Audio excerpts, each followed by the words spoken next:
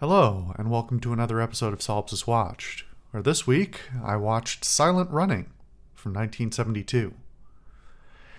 I felt like I was in the mood for something from the 70s or maybe early 80s this week, and as I was scanning through my collection, I looked at this and was reminded that it was there because it's not a movie that I hear about very much. It's it's referred to as a cult classic every now and again and is known within, sci-fi circles basically. But between being an older film in the 70s early 70s is sort of an era of serious sea change in cinema, as well as being a niche within a niche, that being sort of hard sci-fi within an era where sci-fi was sort of in a growth stage of sorts. It's a weird movie that doesn't really have a lot of place and didn't do very well. And yeah, not a lot of people know about it unless have actually probably seen it. So I was reminded once again that this was a thing and decided to give it a watch. And it's certainly an interesting film, which, if that's my lead, then I'm probably just, if that's what I'm saying up front, then I'm probably burying the lead that I don't think the movie is particularly great. But that doesn't mean that it isn't still very interesting for a whole bunch of reasons. So, in order to talk about this film, I think we need to talk about the context of everything around it in the genre and the sci-fi of the time, both in cinema and otherwise, etc., etc. So if you're on this channel, you know what you're getting into. A brief aside about this. In 1968, I believe, 2001: A Space Odyssey came out, and that is, to this day, considered to be one of the greatest sci-fi films of all time. It is the gold standard for many, many things, both within the genre and within cinema in general, and is a lasting, signal of what you can do with careful cinematic work, practical effects, and, intensive study and intent behind your work. That is an interesting context in which to watch this film, and it's hard, especially in a modern context, to not compare the two, given their proximity, because this is far from being a 2001: A Space Odyssey. Now, that's not a fair comparison, obviously. It's not a fair comparison to compare really anything, or very many things, to 2001: A Space Odyssey. But I think it's particularly notable because there is a direct connection. The director, Douglas Trumbull, who directed this film, was an effects producer on 2001 and was also an effects producer before and after this film. He had, from what I can glean just looking over things, a relatively poor career as a director, many things that either performed very badly or didn't even get finished being made. But he also has attachments to quite a lot of technical advancements and in various industries around cinema, as well as being credited for effects production on a lot of films all the way through the 60s through really like the 90s, I think. And so some of the criticisms I'm going to level at this, I can't recall if this was if this is listed as his first directorial effort or not, but that's really kind of neither here nor there. It's mediocre direction, but it's also worth considering the additional, context for how this was made. This is made for really small money, even for the time, allegedly about $1 million to make this entire film. There's a lot of interesting connections about the production, including like the name of the ship, the Valley Forge, is actually named after the dry docked aircraft carrier that the movie was shot on, used as a set, among other things. So there's a bunch of interesting sort of behind the scenes stuff that I found out about and reading up after. But as far as the movie itself, it's just not very good in a lot of ways. some of that can be chalked up to that budget. There's just not a whole lot you can do with $1 million, and allegedly almost no marketing for the film either. So you've got a cheap film that's relatively produced by relative novices, that is not advertised and is in a genre that is not super popular even for the time. That's a recipe for a flop. It's just how it's going to be. And so it's no real surprise to me that it didn't do very well. But that doesn't mean it doesn't still have a lot of kind of interesting qualities to it, and things that would harken back both to earlier sci-fi and onto things that would come later. 2001 is known for some of its use of miniatures, but something that's sort of adjacent, that's much more known for its use of miniatures, is Star Wars. I believe the first Star Wars is 1977 or 78, so it would be a little bit on in the future, but this was very much the heyday of the model making and practical, miniature shots and those sorts of things. And so this movie does make very nice use of some practical models, which I think was also one of the things that Trumbull was known for in his productions. So it's an interesting setting to begin with.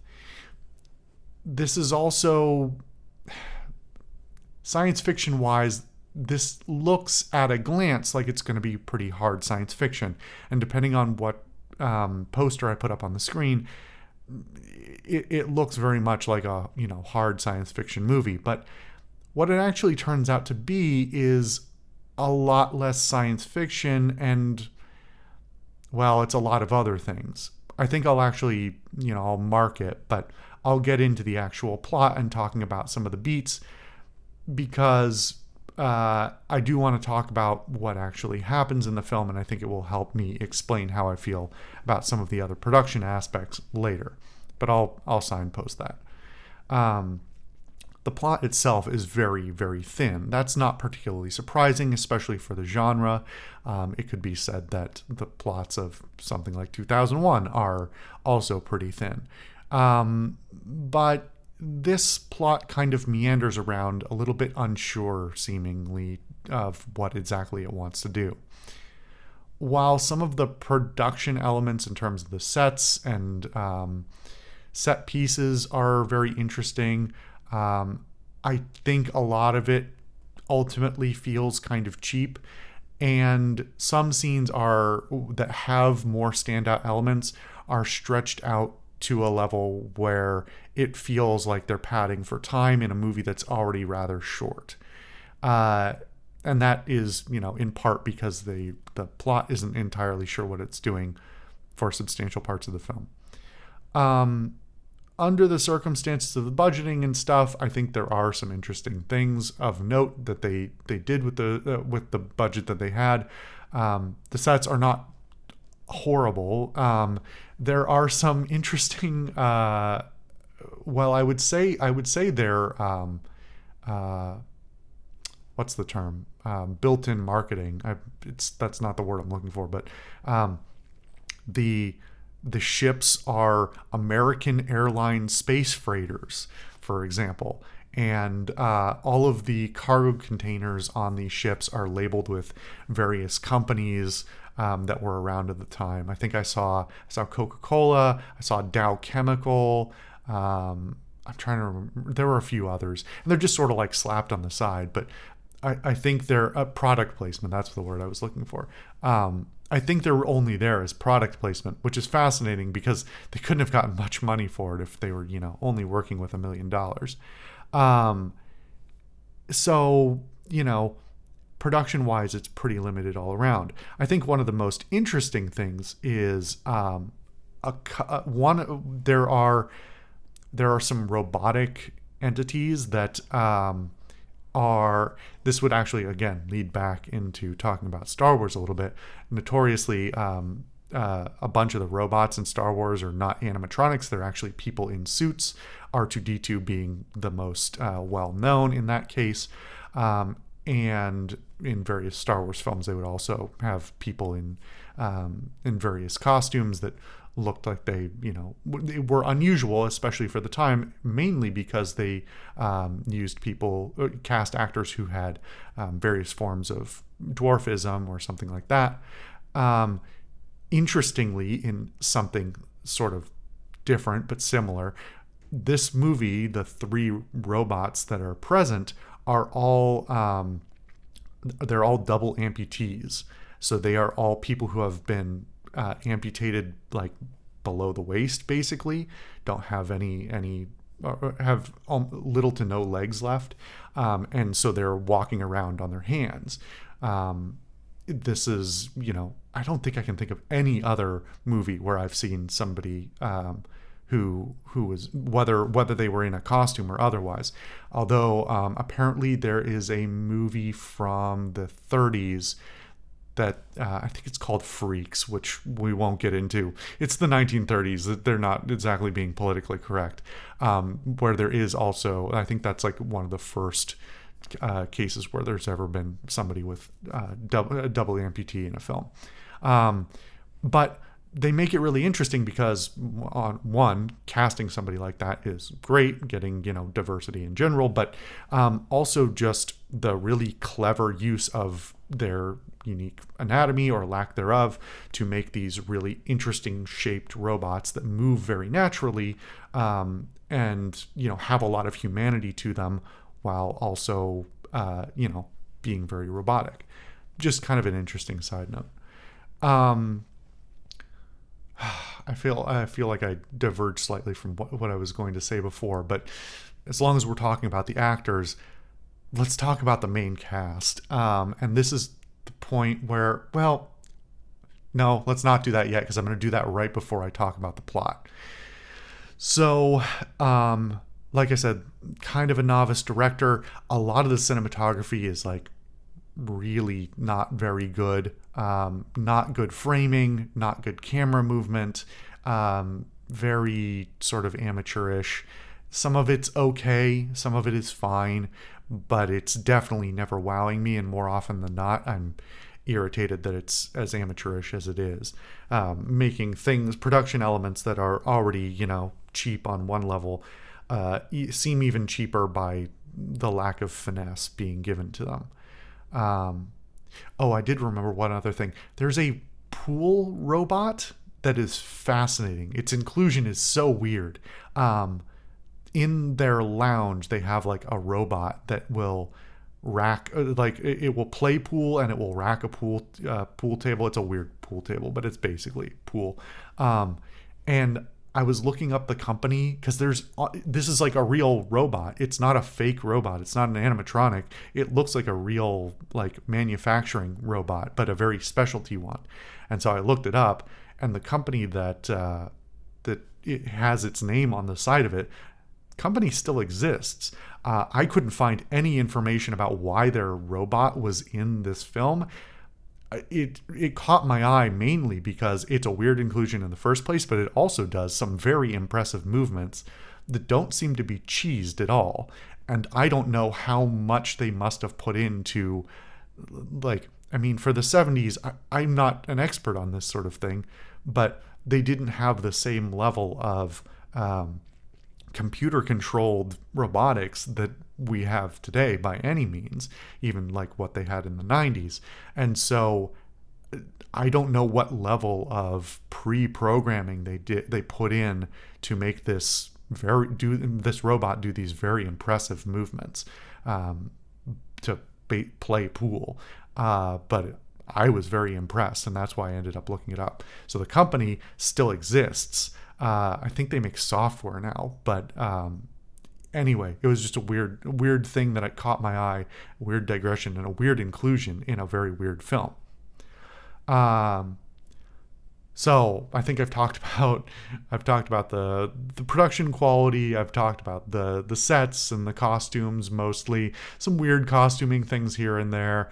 Nothing that really stands out as particularly awful, just sort of odd choices from time to time. And yeah, the plot's rather thin and rather ill delivered.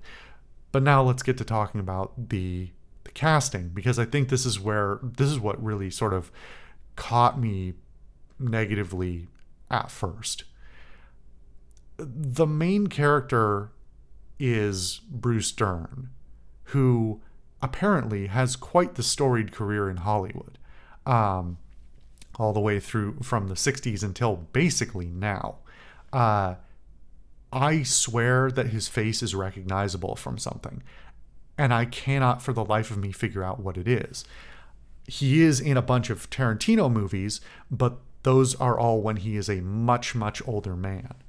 And what's very notable about him is, among other things, is his appearance. He's got a very long face with very hard jawline, and just a very recognizable face that I swear I've seen before on somebody of about the same age, not somebody, 40 years later. So I do know he was in a bunch of, after looking it up, I now recognize him as being in a bunch of Tarantino films I've seen, but can't for the life of me figure out where I might have seen him prior to that.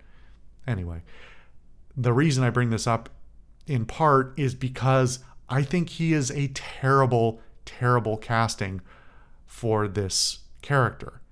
And I don't know if this is just how much of this is him being a bad actor.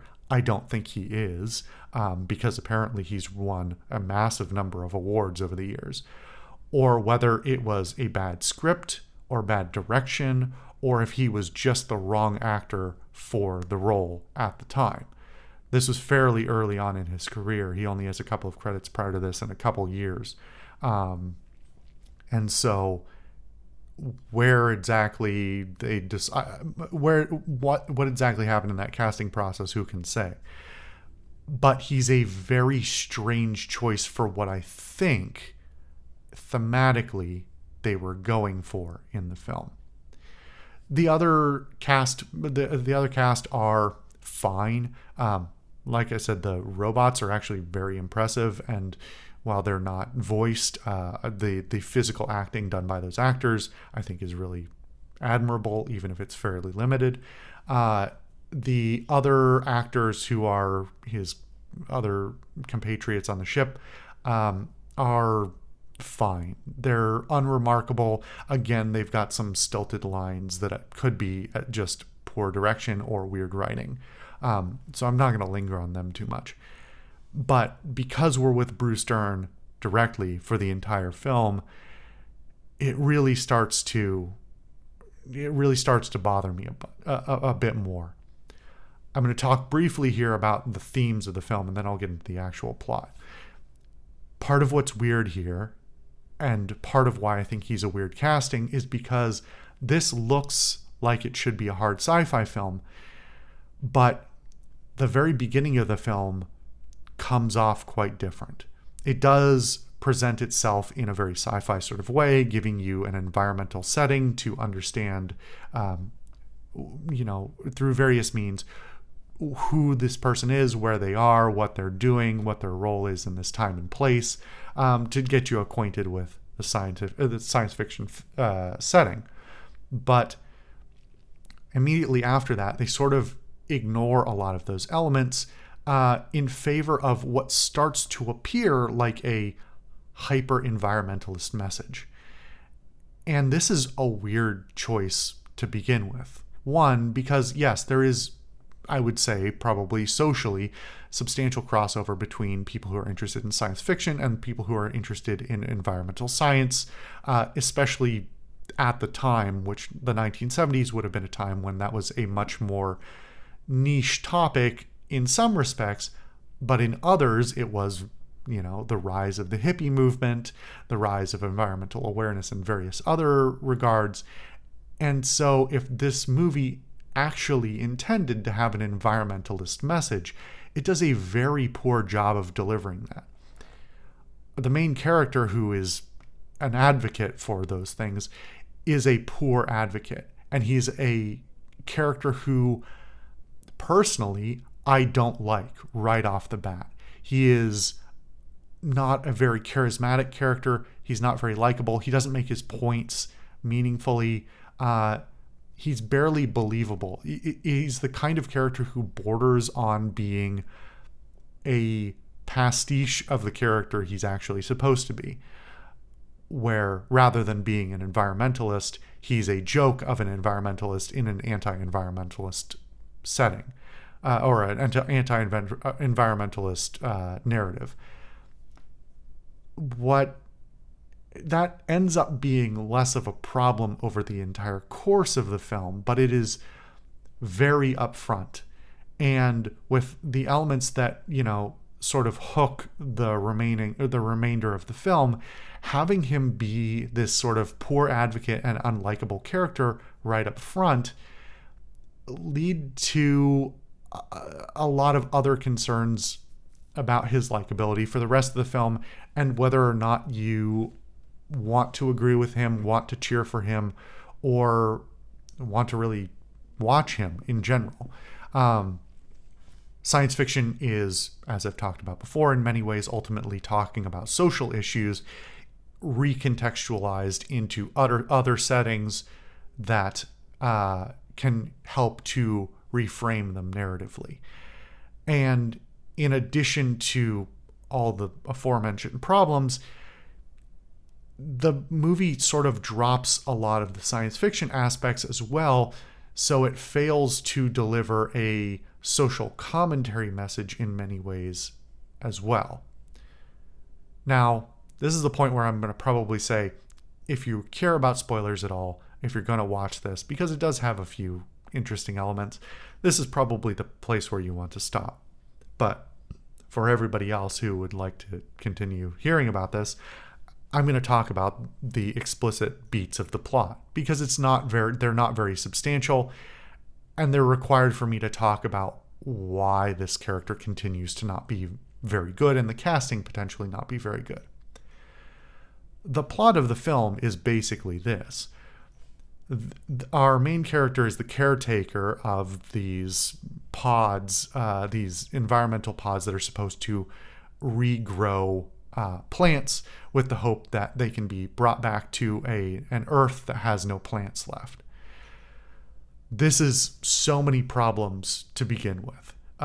One, just from a scientific perspective, this is completely stupid and impractical. And generally speaking, science fiction tries to be couched in some level of scientific accuracy, both for believability and for, general intellectual consideration, which is ultimately, I think, something that science fiction tends to strive for. So the idea that these small pods, although, the setting, the sets and things can be deceptively small for what they probably actually intended to be the size of the locations, but it's just impractical. Even the growing of the plants would just not work. And the final nail in that coffin is that at the end of the film, after we are told that he's been caretaker on these domes for 8 years collectively, he only then discovers that for some reason plants need light to grow. How he didn't learn that at any point over those 8 years is hilarious, insane, bizarre. And so for that to be a key beat that's supposed to be sort of an uplifting final element of the film is just terrible. But to go back to the beginning of the film, he is shown to be, part of the way he's immediately shown to be this unlikable character is that they are on these ships that are basically there as science vessels. They're cargo ships, and they've got these cargo containers. That's never really explained why they're both science vessels and cargo ships. I think the implication is supposed to be they're converted cargo ships, but why are they idling with cargo on board? It's neither here nor there. But my interpretation is these are supposed to be semi-permanent science ships for this explicit purpose of growing these domes. So why, right at the beginning of the film, is one of the very first scenes that the other members of the ship come on these buggies, which, side note, the little buggies they're driving are like the coolest thing in the film. Why do they immediately go on these buggies and just like drive through the plants when that's supposed to be the entire point of the ship? Now, I understand from a like secondary commentary perspective, it's supposed to be a nod to the fact that humanity in general has no care for plant life, and even the other people on the ship, whether metaphorically or literally, can't understand why they're there or why any of this should matter. And so having them immediately destroy and deface his work that, you know, they are allegedly all there for, is, you know, it's understandable. It's just bad for the plot, especially because he then has this very inarticulate series of freakouts over, hey, you messed up my plants, and I'm gonna rattle off like how important things are and how they're beautiful and stuff.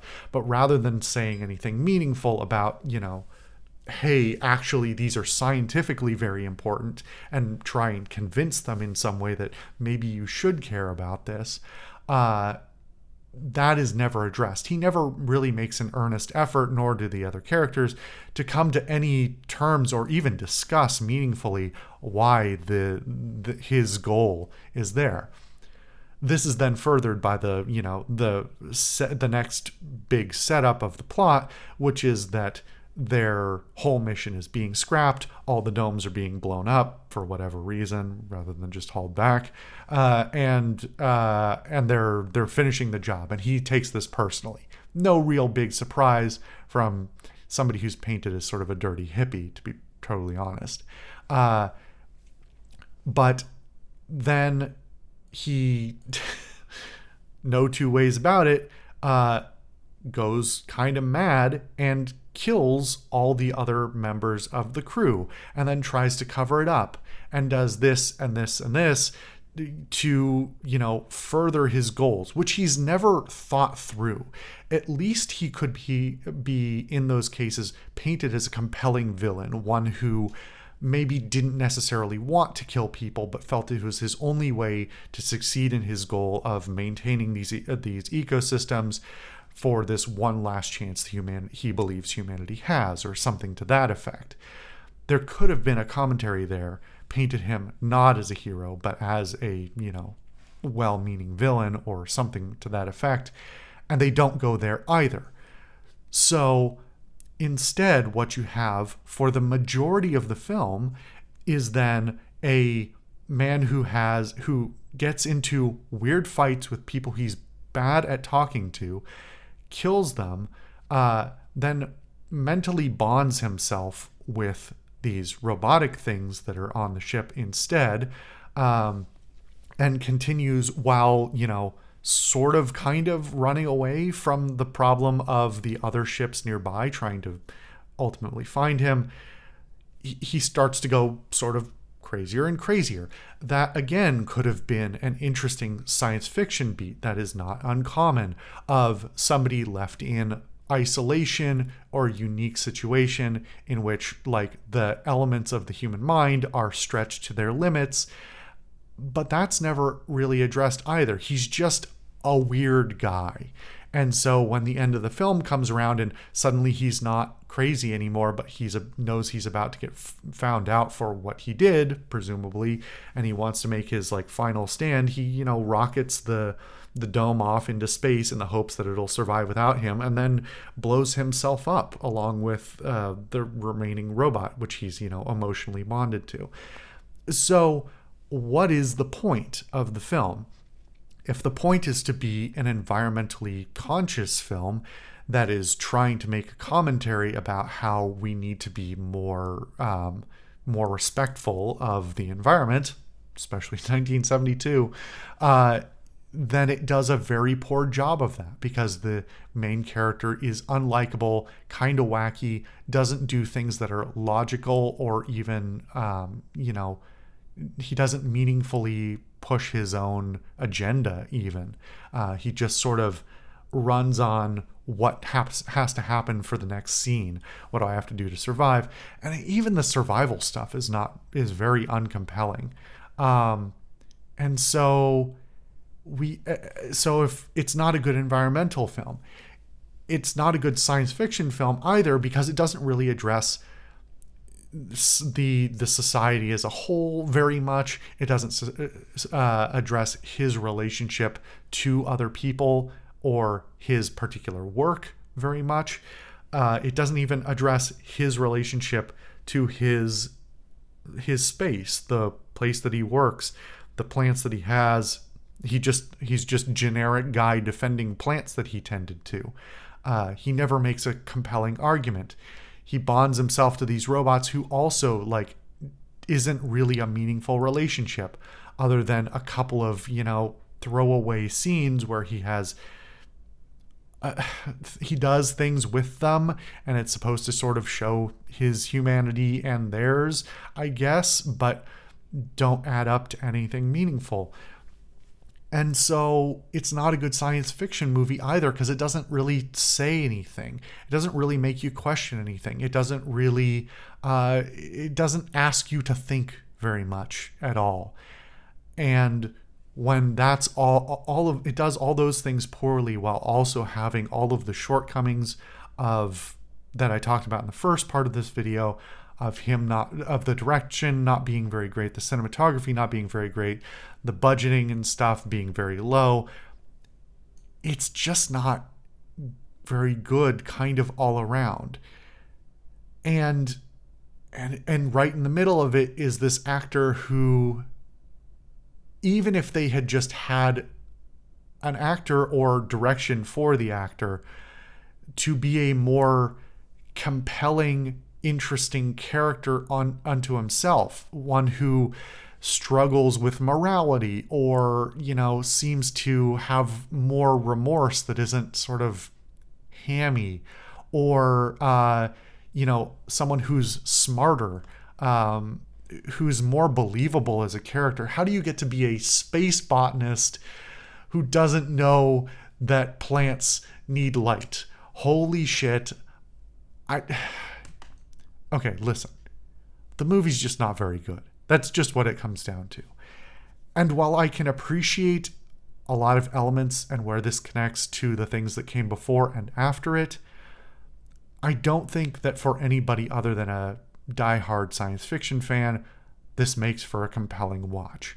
Even for me, and I would consider myself fairly diehard into science fiction, it felt like largely a waste of time. Even for its fairly short running time, it meanders around too much, does too many things that don't add up to anything, and is just not that interesting.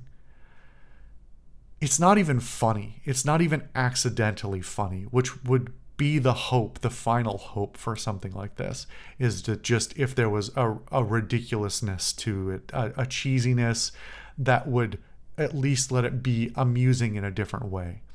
But it's just not. It's just not very compelling in general, unfortunately. So that's sort of what it comes down to.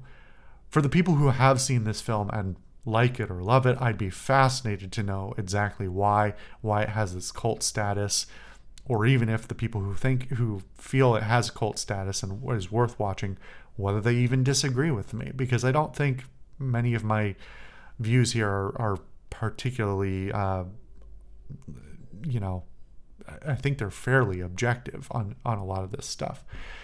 So I'm just fascinated by this thing's existence in the first place. Anyway, weird film, only for diehards, and maybe not even then. Thank you guys for watching another episode of Solipsist Watched. Let me know what you thought in the comments, and I'll see you guys for something next time.